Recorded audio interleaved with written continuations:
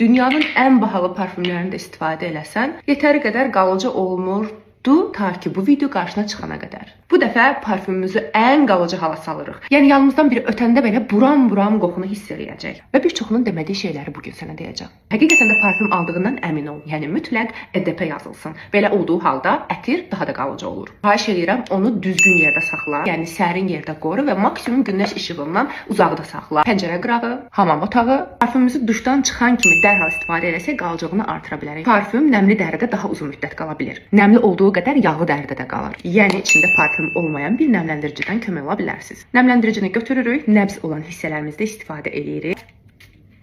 Təəssüf hissi ilə bunu da deməliyəm ki, əslində parfümün qalıcılığı onun notları ilə də biraz əlaqəlidir. Yəni siz limon, sitrus sevirsinizsə, onların qalıcılığı az olur. İçində vanil, amber, odunsu notlar olan parfümlər isə daha uzun müddət qalır. Əgər saç parfümü istifadə edirsənsə, onu birbaşa saçlarına yox, əvvəlcə darağına, sonra isə bütün saçını daraya bilərsən. Yəni effekt dəhşət. Yox deyirsənsə ki, mən öz parfümümü saçıma istifadə eləmək istəyirəm. Biraz saç yağı, biraz da parfüm.